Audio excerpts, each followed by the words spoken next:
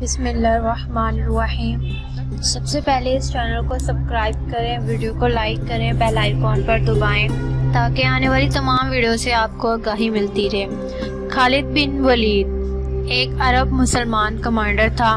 اسلامی نبی محمد صلی اللہ علیہ وآلہ وسلم اور خلفائے ابو بکر رضی اللہ تعالیٰ عنہ اور عمر رضی اللہ تعالیٰ عنہ کی خدمت سر انجام دی اور ابتدائی مسلم فتوحات میں عرب میں باغی قبائل کے خلاف ردہ جنگوں میں نمایاں کردار ادا کیا۔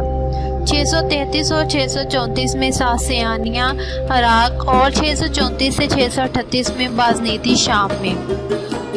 قریش قبیلے کے بزرگ مخزوم قبیلے کا ایک گھوڑا سوار جس نے سختی سے محمد کی مخالفت کی، خالد نے 625 میں جنگ احد میں مسلمانوں کو شکست دینے میں اہم کردار ادا کیا۔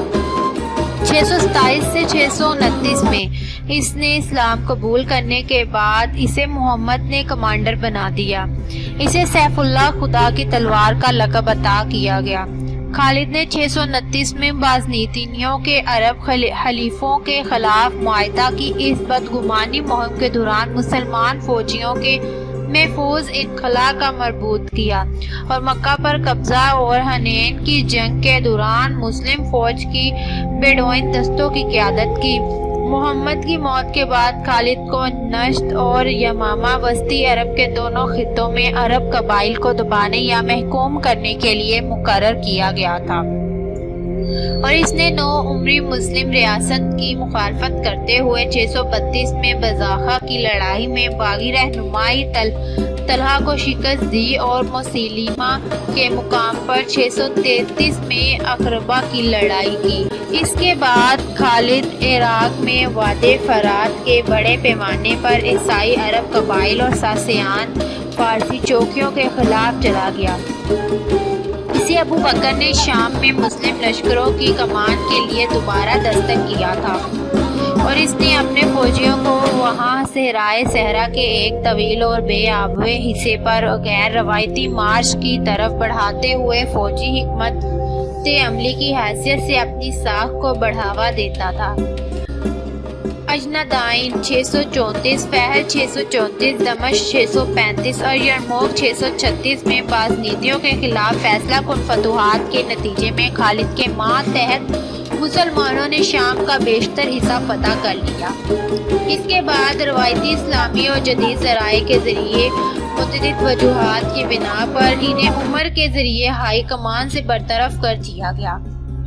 خالد نے حمص اور حلب اور محاصرہ کے محاصرے میں اپنے جانشین ابو عبیدہ ابن الحجراء کے کلیدی لیفٹننٹ کی حیثیت سے خدمات جاری رکھی، جس نے شہنشاہ ہرقلیس کے ماتحت شام سے باضابطہ طور پر شام سے پیچھے ہٹنا شروع کیا۔ عمر نے خالد کو اس کے بعد کنسرینین کی گورنری سے برخاست کر دیا اور اس کی وفات 642 میں مدینہ یا حمص میں ہوئی۔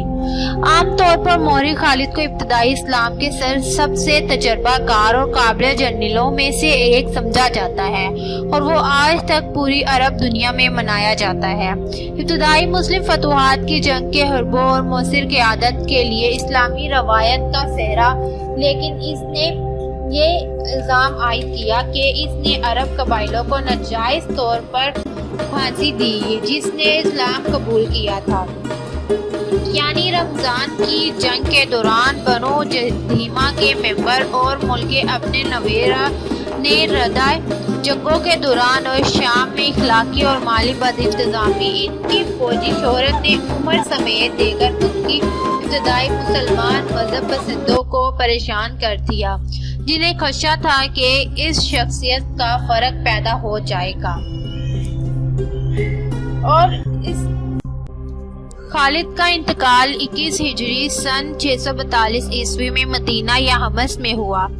اطمینیہ نے منقول احادیث پر غور کیا جس کے ذریعے محمد نے مسلمانوں پر زور دیا کہ وہ خالد کو نقصان نہ پہنچائیں اور یہ پیش گوئی کریں کہ خالد کو اسلام میں ان کی اہمیت اور ادبی بیانیے کے باوجود ناانصافی کی جائے گی، جس میں عمر نے خالد کی ہر طرفی پر افسوس کا اظہار کیا اور مدینہ کی عورتوں نے ان کی وفات پر ماتم کیا۔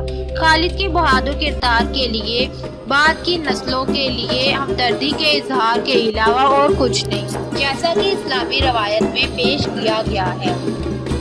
Subscribe to our channel by clicking the subscribe button. Click the bell button and enjoy the latest uploads from our channel. Subscribe to our channel by clicking the subscribe button. Click the bell button and enjoy the latest uploads from our channel.